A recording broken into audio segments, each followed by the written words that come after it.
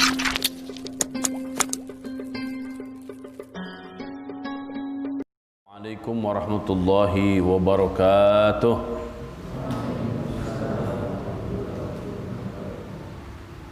Alhamdulillahi rabbil alamin. Assalatu wassalamu ala ashrafil anbiya'i wal mursalin wa ala alihi wa ashabihi ajma'in. Asyhadu an la ilaha illallah wa asyhadu anna Muhammadan abduhu wa rasuluh alladzi la nabiyya wa la rasula ba'dah. Amma ba'du, faqur rabbi zidni ilma warzuqni fahma. Allahumma iftah lana hikmataka wanshur alaina rahmataka min khazaini rahmatika ya arhamar rahimin. Allahumma hdina wahdi bina wahdin nasa jami'a waj'alna sababan liman ihtada.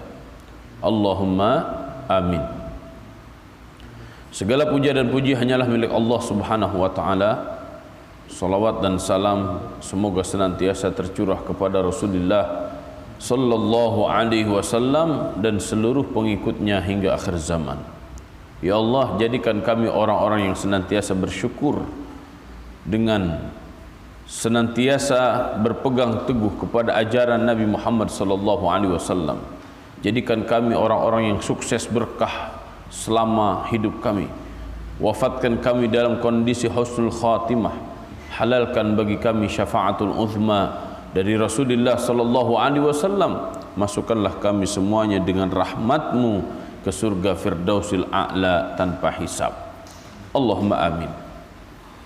Ikhwani a'azakumullah, saudara-saudaraku, bapak-bapak, ibu-ibu, para santri dan siapa saja yang mengikuti kajian ini, sebelum kita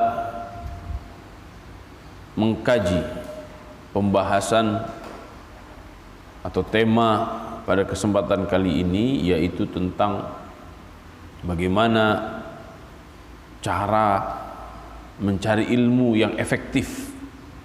Ya, karena banyak cara mencari ilmu, tapi yang efektif itu seperti apa? Yang ilmu yang akan bermanfaat itu seperti apa? Nanti kita akan jelaskan. Kita akan bacakan terlebih dahulu ayatnya. Ya. Silahkan dibuka surat Al-Mujadalah ayat 11. Saya akan bacakan ayatnya sekali dan silahkan nanti diikuti. Baik. A'udzu billahi minasy syaithanir rajim. A'udzu billahi minasy syaithanir rajim. Bismillahirrahmanirrahim.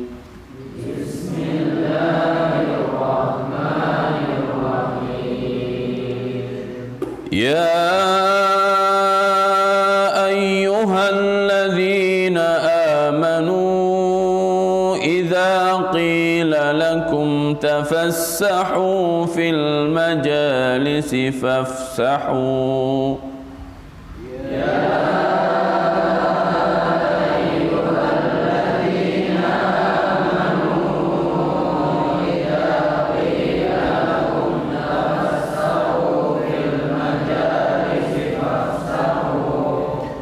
يا أيها الذين آمنوا إذا قيل لكم تفسحوا في المجالس فافسحوا يفسح الله لكم.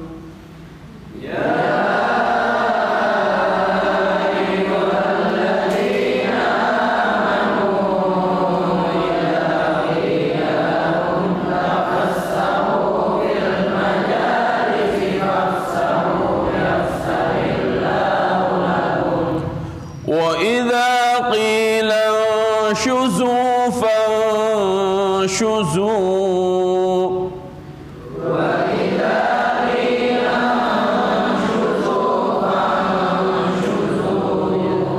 يرفع الله الذين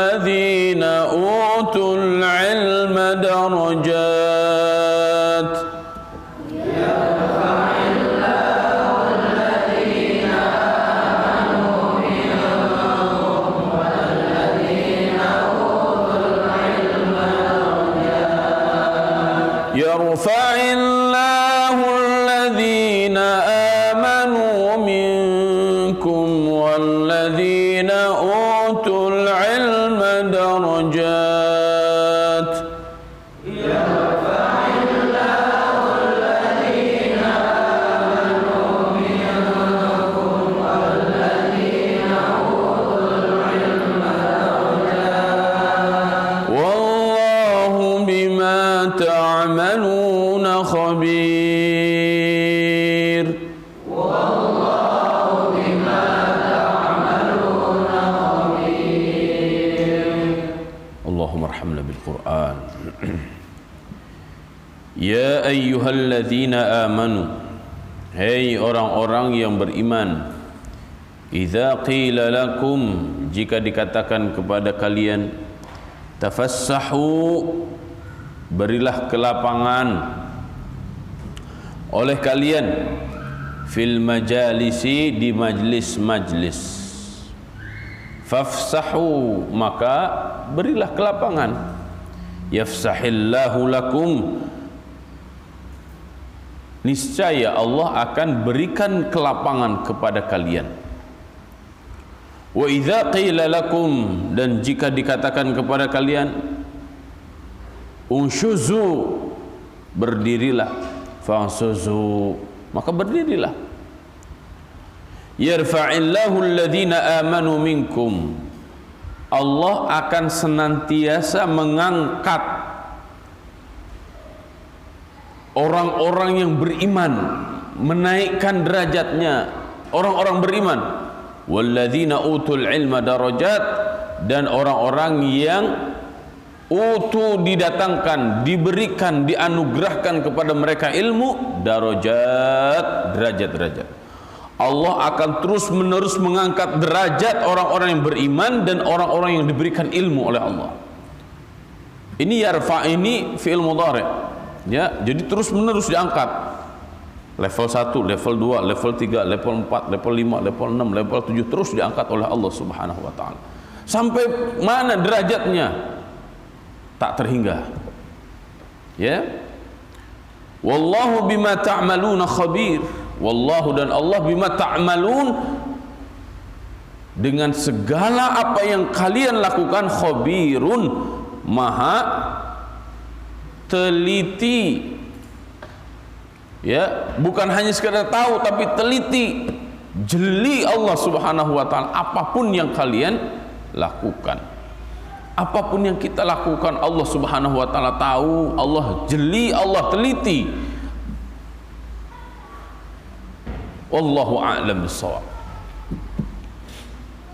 Ayat ini memberikan informasi yang sangat luar biasa kepada kita semua. Ayat ini secara umum berbicara tentang derajat, diangkat derajatnya. Siapapun yang diangkat derajatnya oleh Allah, maka dia menjadi orang-orang yang dimuliakan oleh Allah Subhanahu wa taala. Karena orang yang direndahkan artinya dihinakan, orang yang diangkat artinya dimuliakan. Mau dimuliakan oleh Allah? Mau? Perhatikan ini. Ada dua hal yang harus kita perhatikan secara umum. Ya. Yang pertama adalah Allah Subhanahu wa taala menginformasikan kepada kita semuanya betapa mahalnya iman. Dan yang kedua adalah Allah Subhanahu wa taala menginformasikan betapa mahalnya ilmu. Iman dan ilmu, dua hal yang sangat mahal, dan semuanya milik Allah Subhanahu wa taala.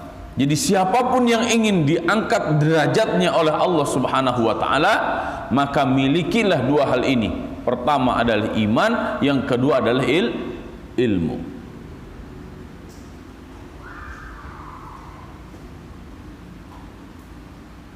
Berilmu saja tidak cukup.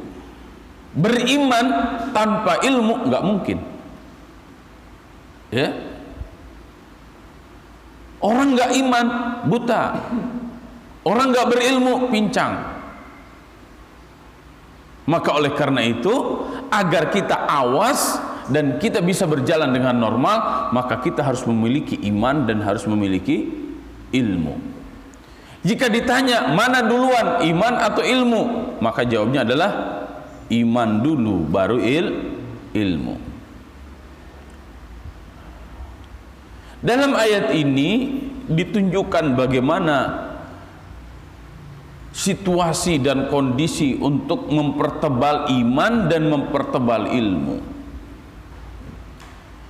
Allah Subhanahu wa taala mengawali dengan harfun nida, panggilan, ya ayyuha, hei orang-orang beriman. Dipanggil oleh Allah orang-orang beriman, menunjukkan kasih sayang Allah Subhanahu wa taala kepada orang beriman. Disebutkan imannya, bukan disebutkan orangnya.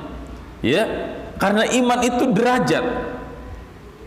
Iman itu lebih tinggi daripada Islam. Ya, orang kalau sudah iman maka kemungkinan besar dia mampu menaikkan derajatnya menjadi ihsan. Maka dipanggil dengan derajat iman, menunjukkan kasih sayang Allah Subhanahu wa taala dan sekaligus menunjukkan martabat orang tersebut. Sungguh sangat indah ketika Allah Subhanahu wa taala memanggil kita semuanya dengan ya ayyuhalladzina amanu. Maka siapapun yang di hatinya ada iman, maka dia akan tergerak dengan panggilan Allah Subhanahu wa taala karena dia ingin memenuhi panggilan Allah itu. Ya ayyuhalladzina amanu istajibu lillahi walirrasuli idza da'akum lima yuhyikum. Orang beriman ketika dipanggil oleh Allah, maka hatinya dia akan memenuhi panggilan Allah Subhanahu wa taala itu. Seakan-akan Allah memanggil, hei orang-orang beriman, maka orang beriman akan menjawab dengan jiwanya, dengan hatinya, kami mendengar ya Allah apa yang menjadi seruanmu, kami siap taat ya Allah dengan segala perintahmu dan segala laranganmu. Jiwanya begitu kalau orang beriman. Apa yang Allah Subhanahu wa taala serukan, idza qila lakum tafassahu fil majalis fafsahu yafsahillahu lakum. Untuk meningkatkan iman, untuk meningkatkan ilmu, di sini ada majlis-majlis. Majlis itu tempat duduk. Tempat duduknya bukan sembarang duduk, bukan hanya sekedar nongkrong, tapi tempat duduknya adalah majlisnya untuk meningkatkan iman dan meningkatkan ilmu. Fil majalis, bukan fil majlis, tapi majalis. Majalis itu bentuk jama dari majlisun, majlisani, majalis. Artinya apa? Untuk menemukan dan mendapatkan jalan iman dan jalan ilmu itu banyak majlis-majlis yang harus kita hadiri, banyak majlis-majlis yang harus kita dirikan. Ini majlis tentang apa? Ini majlis tentang apa? Ini majlis tentang apa? Ya, tentang tauhidnya, tentang fikihnya, tentang pemahaman syariatnya. Tentang syariat itu banyak sekali, tentang akhlaknya, tentang ekonominya, tentang politiknya, tentang budayanya, tentang keseniannya, tentang berbangsa dan bernegaranya, tentang kepemerintahannya, tentang kesehatannya, tentang segala macam, banyak tuh. Ya. Punya guru jangan satu, karena ketika punya guru hanya satu-satunya bakal jadi fanatik nanti. Ya, merasa gurunya lah yang paling benar. Lihat para ulama, gurunya ratusan. Ya. Punya majelis jangan cuma satu majelis. Kenapa? Akan fanatik terhadap majelis tersebut, fanatik terhadap organisasi tersebut, sehingga dirinya merasa paling baik, organisasinya merasa paling baik, orang lain semuanya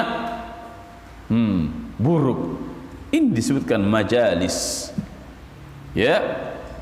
Kenapa begitu? Karena hikmah yang Allah berikan kepada orang bisa jadi berbeda-beda. Allah berikan ilmu kepada si A, tidak kepada si B, tidak kepada si C. Allah berikan ilmu kepada si D, tidak diberikan kepada si A, tidak diberikan kepada si B, tidak diberikan kepada si C. Oleh karena itu, Allah Subhanahu wa taala mendorong kita semuanya untuk rajin hadir di majlis-majlis ilmu, di majlis-majlis iman. Maka ketika hadir, maka berikan kesempatan kepada orang lain. Ciptakan kondisi yang nyaman bagi orang lain, sehingga kita bisa duduk sama rendah, berdiri sama tinggi, sama rasa, sama apa? Silih asah, silih asuh, silih asih, saling berkasih sayang satu dengan yang lainnya. Kita diajarkan oleh Islam ketika kita akan duduk di dalam majlis-majlis, maka kita harus memiliki karakter dan jiwa permadani. Jiwa permadani itu seperti apa? Memberikan keenakan, kenyamanan, kedamaian kepada semua orang. Ya, sehingga satu santri dengan santri yang lain tenang ada di pesantren itu, bukan gelisah. Ya, santri lihat santri yang lain enak lihatnya. La tu'inu asyaitan ala akhik. Jangan kamu menjadi penolong setan untuk menghancurkan saudaramu. Ya, satu dengan yang lainnya saling membuli, satu dengan yang lainnya saling permusuhan, satu dengan yang lainnya saling ceeng-ceengan. Wah, hancur kayak begitu. Ini tidak memberikan tafassahu kepada saudara-saudaranya. Yang harus dilakukan adalah saling tolong menolong, saling bantu membantu, saling menguatkan. Ya, karena kita semuanya sama tujuannya. Apa? Ada hadir di majlis iman dan majlis ilmu. Di luar pesantren bagaimana Ustaz? Sama. Ya. Jangan sampai dibeda-bedakan. Oh, ini mah kelompok kita, oh itu mah bukan kelompok kita. Ini bahasa-bahasa seperti ini akan menjadi atau bisa jadi menjadi asbab terhalangnya hidayah bagi orang lain atau bagi kita. Ya. Al-hikmah dhalatul mu'min. Hikmah itu adalah perbendaharaan orang mukmin yang hilang. Dimanapun kita mendapatkan hikmah, dimanapun kita mendapatkan hidayah, dimanapun kita mendapatkan ilmu, ambil. Karena kita yang paling berhak mendapatkan tambahan ilmu, tambahan iman, tambahan iman, tambahan ilmu. Ya. Wa idza qila lakum usjudu fansuzu yarfa'illahu alladhina amanu minkum walladhina utul ilma darajat. Kalau kita semuanya sudah duduk sama rendah, berdiri sama tinggi, silih asah, silih asih, silih asuh, nyaman kita ada di pesantren, nyaman kita ada di sekolah, nyaman kita ada di lingkungan masyarakat. Betul? Maka jangan lupakan prinsip ini, silih asah, silih asih, silih asuh. Ya, berdiri sama rendah, berdiri sama rendah, duduk sama rendah, berdiri sama tinggi. Ringan, apa namanya, sama-sama dijinjing, berat sama-sama dipikul. Ya, semua sama kita sedang berjuang. Maka jadilah super tim, bukan Superman. Kalau Superman hebatnya sendirian, kalau super tim hebatnya bareng-bareng, sehingga dari pesantren ini lahir berbagai tokoh. Nah, itu super tim tuh, karena satu dengan yang lainnya saling bantu membantu. Bukan Superman, cuma sendirian aja yang bagus, sendirian aja yang soleh. Jangan pernah jadi Superman. Ya, nih pesan Ustadz, jangan pernah jadi Superman. Kenapa saya melarang jadi Superman? Karena dia pakai celana dalamnya di luar. Betul nggak? Superman celana dalamnya di luar. Hebat sendirian padahal pakai celana dalamnya di luar. Celana dalam itu di dalam. Ya, jangan pernah jadi Superman, tapi jadilah super tim. Mumpung kita ada di pesantren, mumpung kita nyantri bareng, jadilah tim yang kuat selama di pesantren, sehingga keluar dari pesantren kita semuanya menjadi kuat.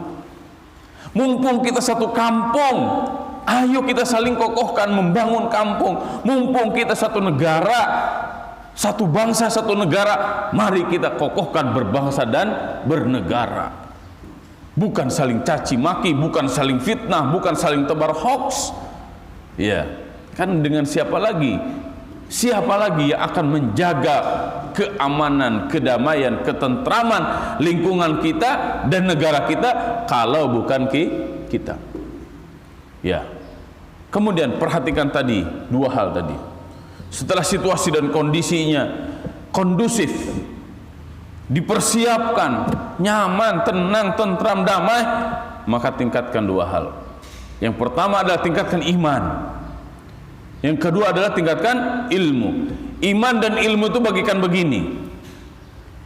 Jika ilmu Allah Subhanahu wa taala gambarkan dengan air. Ya, dalam hadis yang sangat panjang, Nabi SAW gambarkan ilmu itu dengan air. Semua kita langitnya sama, hujannya sama, tapi hasil dari hujan itu berbeda-beda, betul nggak? Ada orang yang dengan air hujan itu dapatnya cuma segelas, dapatnya cuma segayung, dapatnya cuma seember, dapatnya cuma sebaskom. Tapi ada juga orang ketika hujan turun dapatnya tuh sepetakan, dua petakan, sehektar, 2 hektar sawah teraliri dengan air. Bahkan ada yang lebih dahsyat dari itu, jadi lautan. Ya, ada yang jadi situ, ada yang jadi lautan dari air hujan. Nah, tempatnya inilah yang disebut dengan iman. Jadi sebanyak apapun air yang turun dari langit, kalau imannya segede gelas, maka dapat ilmunya ya segede gelas. Paham? Air hujannya deras, tapi iman kalian segede gayung, ya dapatnya segede gayung. Kenapa? Bukan berarti Allah tidak mau memberikan ilmu yang banyak, bukan. Tapi kalian hanya menyiapkan mendapatkan air hujan segede gelas atau bahkan kecil dari itu. Disinilah pentingnya kita semuanya mengokohkan iman, memperkuat iman, mempertebal iman. Agar apa? Agar iman kita nggak jebol. Karena kalau imannya jebol, bisa jadi bukan air yang bermanfaat, tapi menjadi air banjir. Tuh. Kenapa? Imannya jebol. Pinter dia, airnya banyak dia, tapi pinternya itu menghancurkan. Ya, pinternya itu minterin.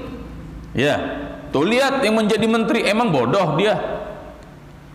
Ya, tuh lihat yang menjadi para pejabat, emang bodoh dia. Nggak mungkin pejabat bodoh. Nggak mungkin presiden bodoh. Tapi jika tidak punya iman, ya, mau ustadz, mau kiai, bisa jadi imannya tinggi, ilmunya tinggi, tapi bisa jadi imannya rendah. Akhirnya apa? Ilmunya hanya untuk mendapatkan kekayaan, ilmunya hanya untuk mendapatkan kekuasaan. Setelah dia kaya, setelah dia berkuasa, menjadi manusia paling jahat. Kenapa? Karena dia berkedok ilmu, berkedok kebijaksanaan, tapi ilmunya kosong. Akhirnya manusia-manusia seperti inilah yang akan menghancurkan dirinya, menghancurkan keluarganya, menghancurkan keturunannya, menghancurkan lingkungannya, bahkan menghancurkan negara dan peradaban umat manusia. Ya, Qarun, Fir'aun pinter, hebat-hebat, tapi kata Qarun, innama utituhu ala ilmin indi. Gue jadi kaya itu ya karena gue pinter. Ya memang dia pinter, tapi ingat, ente dijadikan pinter itu oleh siapa?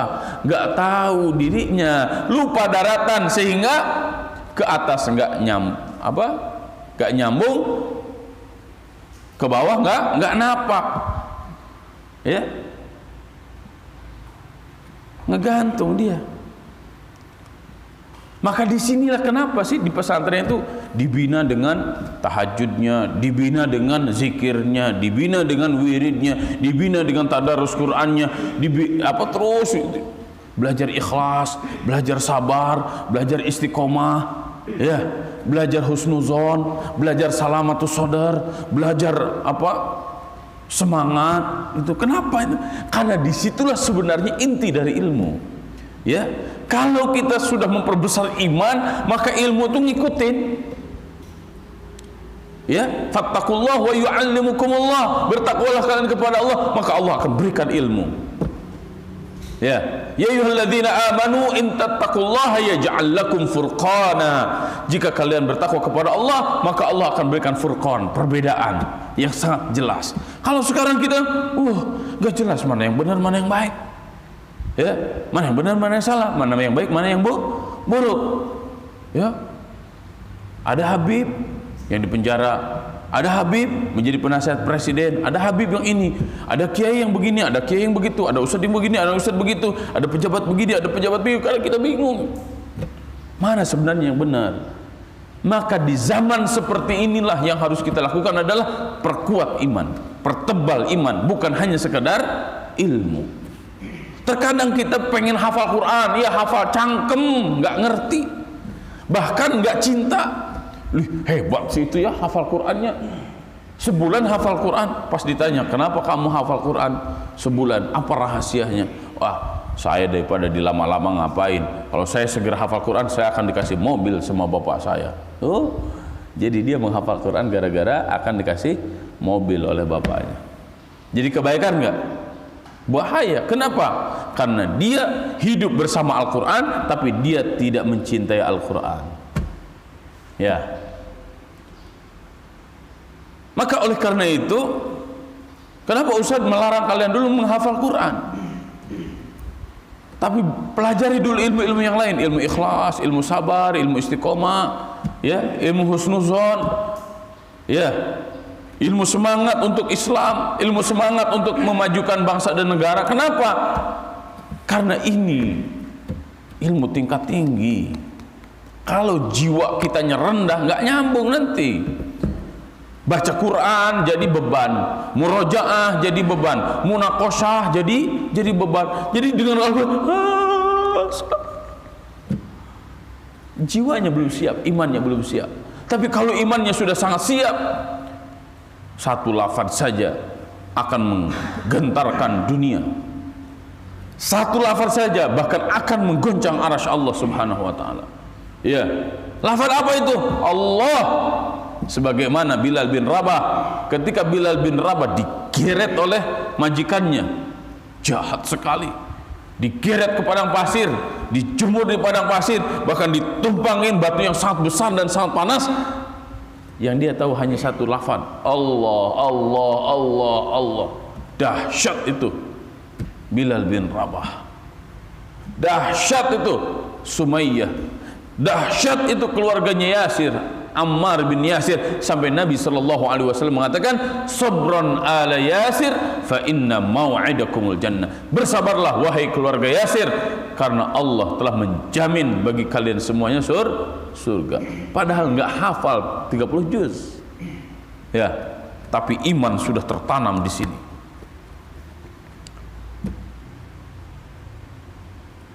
Tandanya apa kalau sudah beriman itu? Tandanya 4. Ya, kalau sudah ada tanda 4 ini, maka dia sudah menjadi orang beriman sebenar-benarnya iman. Tapi jika tidak ada 4 ini, maka dia bukan orang beriman. Mungkin dia baru kelas Islam. Apa 4 itu, Ustaz? Kang, naon eta apa teh? Mau saya kasih tahu? Mau? Benar. Serius. Bakal diamalin, bukan hanya cuma dicatat doang. Hah? Diamalin nggak? Kalau diamalin saya kasih tahu. Kalau nggak diamalin, ya nggak jadilah. Serius mau? Mau? Kalau mau tuh jawabnya 3 kali. Mau? Nah, saya kasih 4 hal itu apa?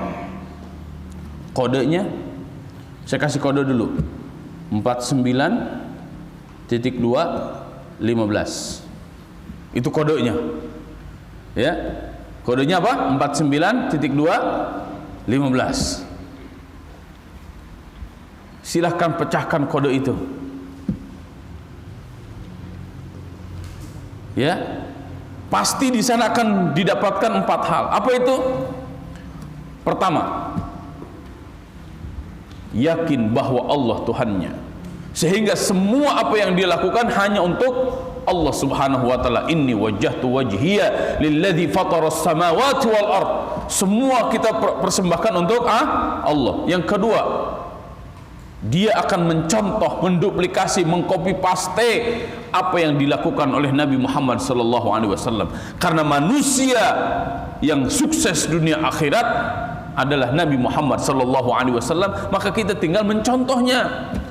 Jadikan Nabi Muhammad sallallahu alaihi wasallam sebagai suri tauladan, sebagai idola, sebagai contoh segala-galanya jika kita ingin sukses. Karena beliau sudah dijamin oleh Allah Subhanahu wa taala, wa innaka la'ala khuluqin azim. Sesungguhnya engkau sudah berada dalam khuluqin, akhlak azim. Azim itu sifat Allah, asma Allah Subhanahu wa taala disematkan kepada Nabi Muhammad sallallahu alaihi wasallam, seakan-akan Nabi Muhammad sallallahu alaihi wasallam sajalah yang memiliki sifat keagungan itu. Kemudian yang ketiga, jangan ragu dengan ajaran Islam, harus yakin ya prinsip-prinsip Islam, kebaikan yang kita lakukan untuk diri kalian sendiri. Jadi sholat tepat waktu jangan karena ustad, tahajud terus-terusan jangan karena ustad. Kalau karena ustad, karena manusia, lewat, kagak ngefek bro, ya, nggak ngefek itu. Kenapa? Salah tujuan kita, nggak yakin kita, masih ada keraguan kita, ya. Antum semuanya berjuang, kalian semuanya berjuang mati-matian di pesantren itu, mengkaji Islam segala macam. Lihat apa yang akan terjadi setelah kalian keluar dari pesantren. Dan ini sifatnya personal. Ustadz di pesantren hanya mengkondisikan. Ya, lihat para sahabat juang habis-habisan secara personal. Apa yang terjadi? Para sahabat menjadi generasi yang paling unik. Kenapa? Karena semua para sahabat jadi manusia-manusia sukses dan menyebar ke seluruh penjuru bumi. Hebat tuh para sahabat. Bahkan para sahabat ada yang mengkaji sejarah yang belajar bahasa itu hanya seminggu lancar bahasa asing. Hebat kan? Belajar ini, belajar itu segala macam. Dari mana mereka belajar tentang kapal? Dari mana mereka belajar tentang ekspedisi? Dari mana mereka belajar tentang ini itu segala macam tuh. Karena mereka sudah tertanam iman kepada Allah Subhanahu wa taala dan mereka siap mencontoh Nabi sallallahu alaihi wasallam dalam hidupnya, maka mereka menjadi manusia-manusia yang dahsyat. Ya. Nggak ada keraguan sedikit pun. Bahkan saya sangat takjub kepada salah seorang sahabat namanya Khalid bin Walid radhiyallahu anhu. Ketika beliau akan berjihad ya ke barat, beliau bertemu dengan raja-raja barat, dan raja-raja barat menantang Khalid bin Walid begini, jika engkau benar maka minum racun ini. Ya. Maka apa yang dilakukan oleh Khalid? Saya hakul